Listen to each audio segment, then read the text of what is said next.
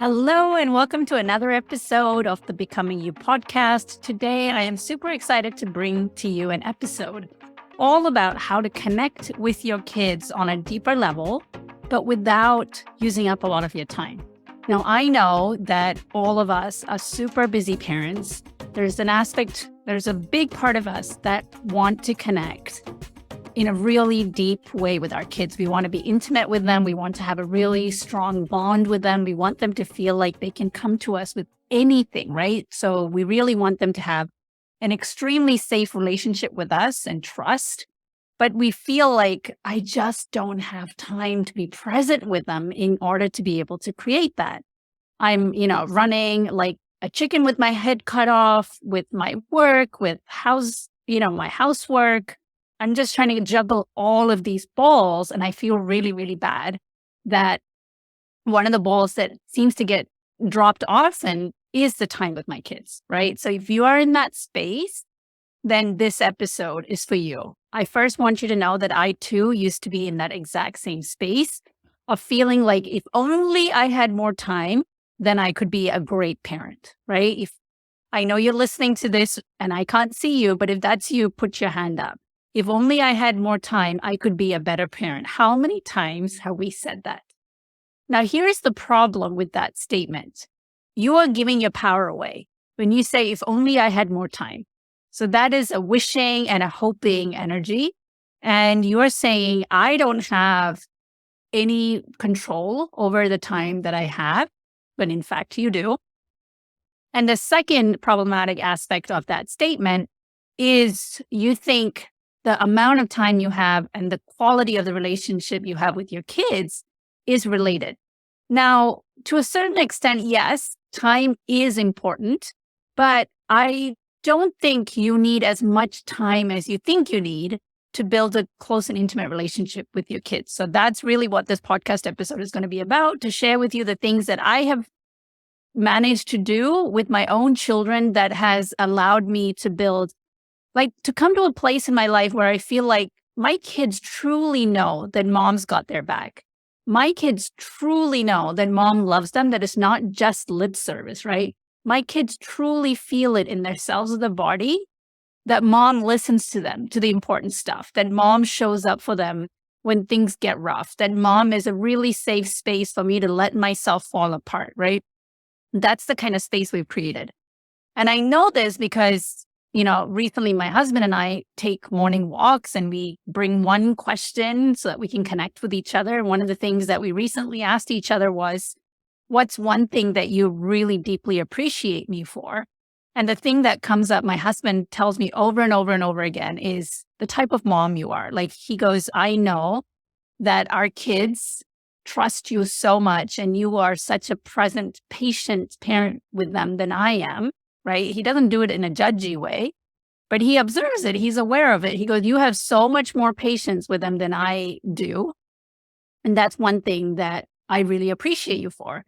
And that's a work in progress. I just didn't wake up being this mom. I've had to work on myself over the years and make small changes over time for us to get to this incredible space. Like, I don't know 5 years down the road whether the relationship is still going to be this great, right? Like, you always have to assess, redirect, put new things in place. Assess, redirect, new things in place. What's working now doesn't mean it'll be working in 5 years. And what was working 3 years ago probably won't work now, right?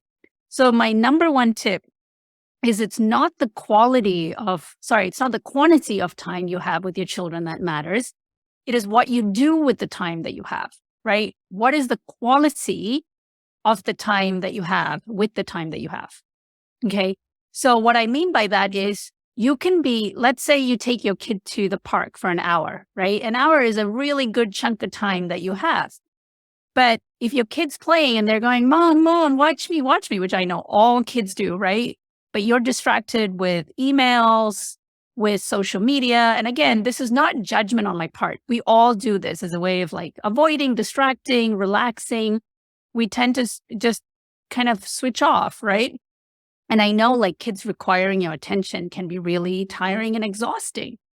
But if you go to the park for 15 minutes, let's say all you have is 15 minutes, right?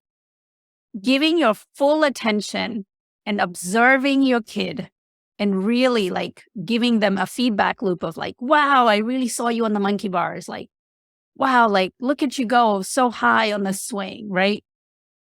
Giving them that feedback loop of like, I'm really watching you, like what you're doing matters, right? 15 minutes of that is so much better than you taking them to a park for an hour and spending 45 minutes of that on the phone, right? Your kid's going to notice the quality of time. So let's take apart this myth of if only I had more time to connect with my kids, my relationship would be better, to how good can I make the time that I do have with my kids? How present can I be? How fully aware can I be? How much better of a job can I do of listening without jumping in and cutting them off, right? These are all things that affect the quality of time and making it about them. So asking really good introspective questions, asking them about their day. And I know like most kids don't give a lot of feedback. How was your day? Oh, it was really good. Okay. So instead of it ending there and go, what was so good about it? Like, tell me some things that went really, really well. Tell me something that was really challenging. Like, who made your day today? Or what made your day maybe difficult today? Right? What was really exhausting? So really like asking them because you're really interested, right? Be interested in them just for 5 to 10 to 15 minutes off the day. All right. So tip number 2, this is something that I do often and it feels so cheesy and over the top. But oftentimes when I'm spending quality time with them, I tell them just you being you makes me so happy. Right? Oftentimes we don't let ourselves fully feel how good it feels to have our kids. Like, well, sometimes we do, but we don't say anything. There are times when your kids will spontaneously hug you, right? Or tell you how pretty you look when maybe you dressed up, right? Or, just things like that. I think a lot of us often hold back on really truly expressing our love, like how much someone means to us, because one, it was never modeled to us. And we just assume our kids should know. But one of the things that I've started modeling is being unabashedly honest with my kids about how much they mean to me, how much I love them in different ways. Instead of just saying, I love you all the time, it's saying things like, you make my heart happy. Or when you give me a hug, it makes my whole body smile and relax. Like really feeling into what does it mean to have your kids love you the way they do. And I think it's really important for us to start modeling and communicating to someone. And I love that word, unabashedly, uninhibitedly, to tell our kids how much they mean to us in different ways, right? Not just always the flat out cursory, I love yous. Because I think after a while you can become numb to that. So this really requires you to tune in and get in touch with your emotions and the physical sensations that you feel when your kids show you love through hugs and kisses, and when they give you attention or when they observe the little things about you. And again, if you're not trained and practiced in getting in touch with your own emotions and asking yourself, how does this make me feel? Like, how do I feel love? Right? It's a really valid question. How do I feel love in my body? And when someone gives me a compliment or they tell me that they love me or they notice me or they recognize me for having done something incredible, how does that like impact me in my body on a physical level? And only when you practice it on yourself are you then able to reflect it back to somebody else and tell them, when you do this, it makes me feel this, right? So now, when I hug my kids or when I notice something really special about them, I will make sure that they know that I noticed through words. I think it's really important. We cannot just assume that people know, our kids know how we feel about them or how they make us feel, because all our kids want to know is, do you see me? Do you notice me? Do you love me? Do you accept me? And when we drop these gems into the conversation of, I noticed that you did that, like that was amazing, or that is so different from me and I never would have thought of doing it that way, like that's amazing, how creative of you, right? like really looking for opportunities to call out their uniqueness, because we are so ready to call out all the things that they get wrong and they do wrong and the things that annoy us, right? And there's plenty of it. Kids get on your nerves. I get that. They're a lot of work. But we are very quick to give them feedback on, you didn't load the dishwasher right, or you didn't do the laundry, or you didn't make your bed. Like, I know I do that with my kids. So I make sure, like, during the course of a day, how often can I give them positive feedback about all the incredible things that they do and the things that make them so unique and so special. So that's tip number 2. Number 3 is find pockets of time to spend one-on-one time with them. Again, this does not have to be a long time. The way that I have managed to do it is at bedtime. My kids happen to have slightly staggered bedtimes. So one of the most special times of our day for my youngest is his shower time. And he takes maybe a 5 to 10 minute shower. And he loves it when mom comes and sits in the bathroom with him and hangs out and chats. Like, we figured out that's his jam. And he really feels like he's connected to me during that, because we talk about everything under the sun. Some days he just chats for 10 minutes without taking a break, and I let him. And then once the shower is done, he has this huge, like, you can call it a bucket chair, like a papasan chair. It's like this great big hug of a chair. And he gets dressed. He does all the things he needs to do for bedtime, like including brushing his teeth, putting lotion, and he gets ready for bed. And for about 10 to 15 minutes. So this is a total of, 25 to 30 minutes. And I know that not everybody has that time, but maybe for you, it's only 10 minutes, right? Maybe you can shrink this amount of time. But I really try my hardest. I'm not perfect, but when we're in that papasan, I make sure that the phone is away. And for 10 to 15 minutes, all we do is just sit with each other. There are some days where we have conversation, and there are the days where it's just silence. And there was one day that was a very extended period of silence. And I actually said, I just love sitting here with you in the quiet, just enjoying your company without words. And he was like, really? And I said, yes, really. Just being in the presence of you is so great. And again, so we're taking tip number 2 of like telling your kids how much they mean to you with finding pockets of one-on-one time, right? And so that I've realized really, really fills up his bucket. So 85% of the time I'm doing that on a daily basis with him. There are some days I'm exhausted and I do draw the boundary and I say, I'm so sorry, mom's tired today and I can't do it. And so with my oldest, it looks slightly different, this one-on-one time. After I put my youngest to bed, there's usually some time where I will go do some breath work, or I have to put some laundry away, whatever. But around 9:30 is my oldest's bedtime. And I'll go into his bedroom and we'll spend 5 to 10 minutes where I'll just hang out on his bed. The lights are off, but we hug and I just sit there. I just sit there and have a conversation about whatever he wants to chat about. Sometimes the conversations are deep. Sometimes they're about awkward teen subjects. And sometimes there is just silence. But through trial and error, I really found a way to connect with each of my kids at the end of the day, so they both feel like seen and their buckets get filled on a daily basis of connection.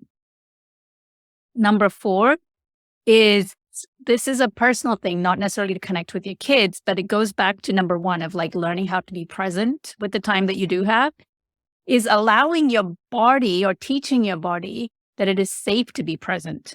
A lot of us have an inability to be present because your body does not feel safe, because your mind is constantly racing about what it is that you should have done for the day and what are all the things that are yet left to do. And what are you going to do right after you put them to bed or whatever, right? Like, your mind is not here. It's either in the future or it's in the past. So if your mind is constantly not here, then it's very hard to help your body feel safe to be here. And being present is really about learning to be here in the now and using your senses to be in the now, right? How do you train your body to be here in the now? You've got to use your 5 senses, and tune into your emotions and tune into what is present internally and externally. And again, a lot of us do not feel safe because we live in a state of constant stress and overwhelm and fear. and we are surviving and we are battling with these invisible threats that are constantly coming at us. And it goes as deep as, if I don't do this, I'm not good enough, or I don't deserve it, or, feeling isolated, feeling shame, feeling embarrassment, feeling anger, like all of these low vibration or these heavy energy emotions. When we are operating on that level, then it's really hard to be present, because all of those pose a threat to who you are in the moment. Because if you're angry at someone, you're looking for things to blame. And it could have been because of an argument that you have and you didn't feel seen, you didn't feel understood, and you're looking to put that fire out. And that's a threat. So therefore, you are unable to be present. So what is the solution? Well, one is to do the healing work, right? Like, why is your body always feels like it's a constant threat? It's because of the stress and overwhelm. Okay. Why is it that I feel like I'm constantly overwhelmed? One is it's a protective mechanism. You've always operated that way, and now your cortisol levels are high and your body is used to pumping that much cortisol through you. So when you do relax and when you do try to be present, your body sends alarm signals. So it's like, it's not safe to relax. I'm sure there's something you have missed with your to-do list. And then it starts pumping that cortisol level again, right? Because you feel deregulated due to the absence of the cortisol level. So then we take it down even further, and it's about, I really have to learn to regulate my nervous system and let my nervous system know that nothing bad is going to happen if we learn to relax and be in the present moment.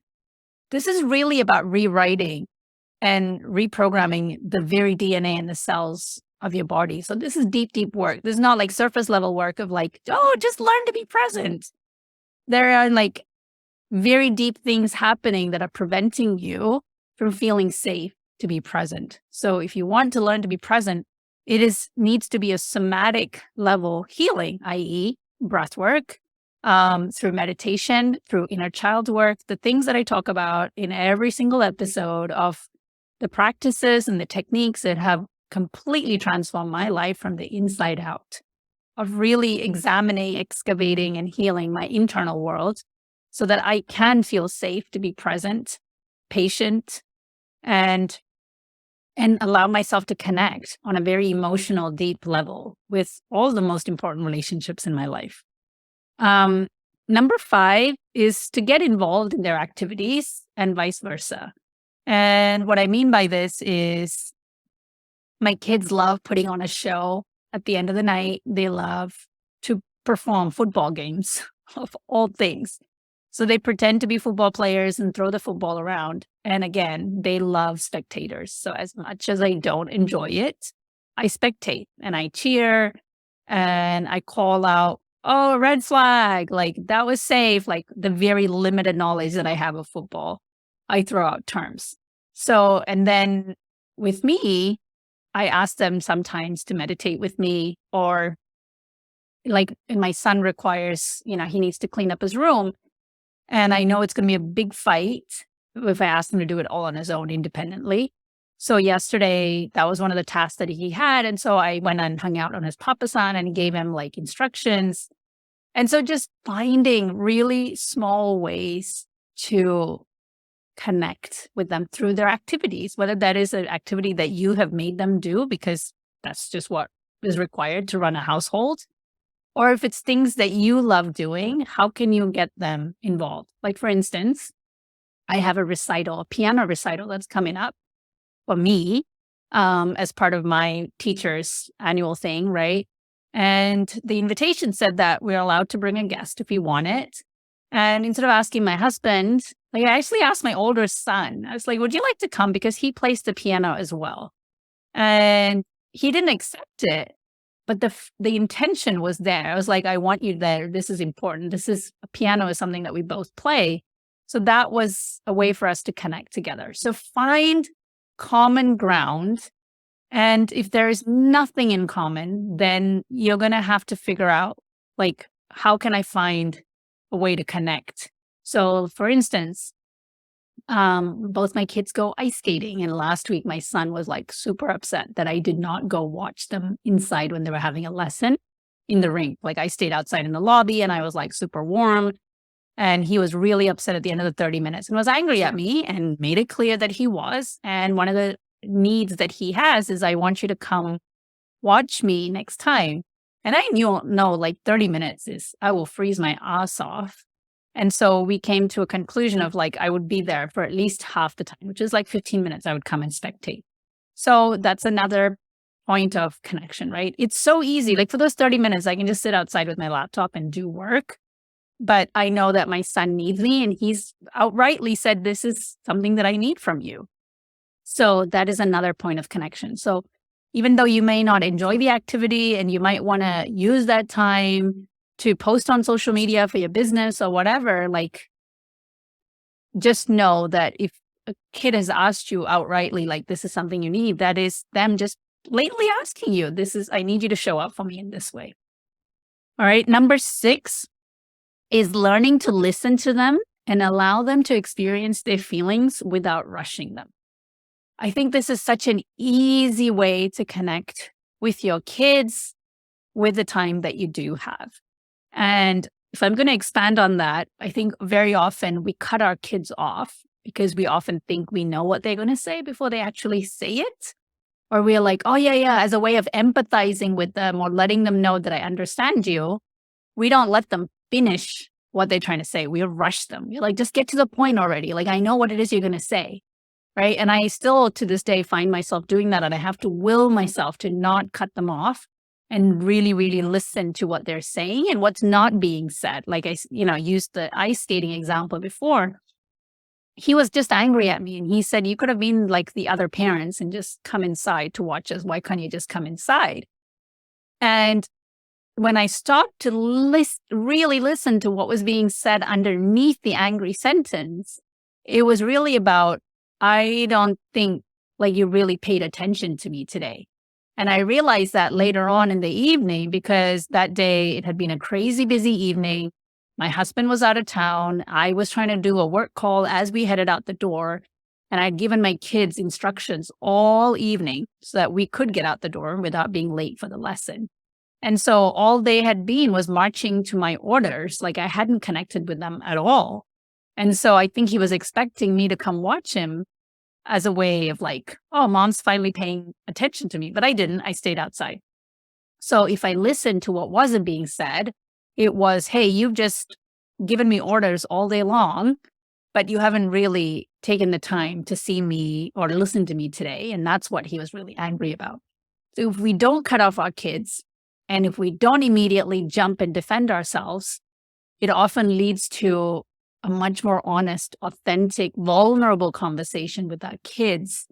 And even when you don't know the right thing to say, often just saying, I can feel that you're really angry at me right now. Is that right? Just stating the obvious makes somebody feel understood and heard. Like imagine you having a conversation with your spouse where you accuse them of something, right? And instead of your spouse immediately defending themselves, they go, I get that you're really, really upset right now that the way I behaved has made you angry. Would that be accurate? Right? If they say that, like instead of you starting to attack them again, you're immediately going to take a breath and a pause because that's not what you would have expected. And you'd have been like, yes, what you did made me angry. And then if your spouse just went, I hear that. I'm so sorry that my actions had this reaction on you. That wasn't my intention. And then all of a sudden your defenses just go down. And then you're open to the real conversation of like, when you said that, it made me feel this, right? It's not what they said, but it's like, I just feel like you haven't been hearing me all day. That's really what the conversation is about. So really learning how to listen and slow down and allowing everyone to feel their emotions, right? A typical response for my son would have been, what are you angry about? Like, I was just right here, like outside. I wasn't going anywhere. You know where I was, right? That would have been a typical past me answer of defending myself without really hearing what he's saying. But instead I said, I can tell this was really important to you. I'm sorry I wasn't there like the other parents. how can I correct this for next time? And what I realized was through the internal healing work and the inner child work, I validate my own inner child to have these kind of experiences, right? Because in the past, my inner child would have been told the same response of like, you are not allowed to have this emotions. How dare you have it, right? But because I've done inner child healing work, I allow and give my inner child full permission to feel her feelings. She has every right to feel the way she does. Like she's not getting attention or love from her mother, right? So in my breathwork practice, in my inner child work, I have allowed my inner child to be bold and fully express her emotions. So because I feel safe allowing my inner child to do that, I now can allow my own child to fully express themselves and not invalidate their feelings, not dismiss or diminish their experience, or to tell them that they are completely wrong for feeling the feelings that they do. Without doing the inner child work, it is impossible to hold your own child in such a safe way and allow them to experience the full intensity of their emotions. It's just impossible. There is no way you can do this for your child without you experiencing it yourself on a cellular level. All right. So number 7, this is something I'm not 100% stickler to, but it has worked, especially last year, was every other month, do a special activity with one child over a weekend. So if you have 3 children, it would be once every 3 months, right? But I remember taking my son skiing for one day, like 1 month, right? It was just me and him. And with my youngest, I remember he loves crystals. He's really into crystals. So we just did like a Mother's Sunday where we went shopping for crystals at like a cute little crystal shop. We got coffee. And we just kind of walked around this cute little town that we live near and really just, went window shopping and did some fun things that he wanted to do and hung out. And that filled his cup. So really finding separate. And if once a month feels too much or every other month feels too much, make it like once every quarter where you spend pick a day in a weekend. Do something that you normally wouldn't do outside of like grocery shopping and things like that. Like I think individual mother-child dates or father-child dates is so important to filling their cups and making really important memories. And then finally, be open to feedback from your own kids on how you can be a better parent. I think that is so important. We give feedback to our kids all day long on how to be a better human, but we don't open ourselves up to that same feedback and build in regular connection questions, right? And if you just Google connection questions with my spouse or how to, connection questions with my kids, you get like 1,000,001 questions. Make a list of them and cut them up and put them in a jar. And every night or every other night, draw a question. And as a family, ask each other that same question and see what answers people come up with. It's an amazing way to get to know each other on a more intimate level and going below the surface level questions. Like things like, what are you most scared of right now, right? What do you appreciate the most about me? What is the hardest thing you find to love about me right now? What's something really difficult that you have overcome that you're so proud of? These are all questions that require you to pause, reflect, and really get to know somebody. So these are the 8 tips that I have on how I have found ways to better connect with my own children without investing way, way, way too much time or feeling resentful for the amount of time that my kids require of me. These are ways that as I go about my day and about my life, these are very easy for me to integrate, and they have become a part of my lifestyle that doesn't drain me anymore or feel like a huge burden. And as a result, I feel like I've become the parent that I've always dreamt of becoming, which is confident, present, patient, a safe haven for my kids, and really genuine and authentic, that we both truly know what's going on in each other's world and in each other's heads without me having to hide anything from them. There's a whole lot of frankness and honesty and authenticity in our relationship where we don't feel like I have to be more of myself or I have to be less of myself. None of that. I just get to be me with my kids. And that's actually a good thing, right? Sometimes the me that we get to be is like an angry, stressed out version of us, and that doesn't feel good. And I used to be that mom. So I want you to know that I used to be her. I didn't like the mom I was being. And the real me at that time was just angry, tired, exhausted all the time. And I really had to work on myself, heal a lot of the stuff that was so invisible to me that I didn't even know was affecting me as a parent. I didn't even know could affect me as a parent. So much of stuff that happened in my past was affecting me as a parent today. And I've had to heal so much of that, continue doing the inner work and take time out for myself. And what I thought was selfish actions of investing in myself weren't actually that selfish at all, because it has allowed me to release so many of my hurtful behaviors and become the woman that I always knew that I could become. So I cannot speak enough about how important the inner work is.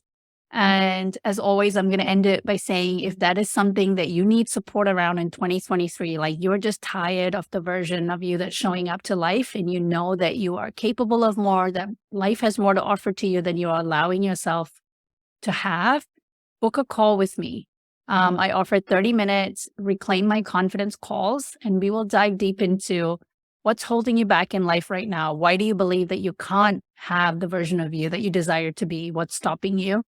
And then if at the end of the call, if I feel that there is a really good fit for us to work together and I truly can help you, then we'll talk more about the program and we'll take it from there. All right. So I love you guys so much. Have a great day. I'll catch you on the next episode.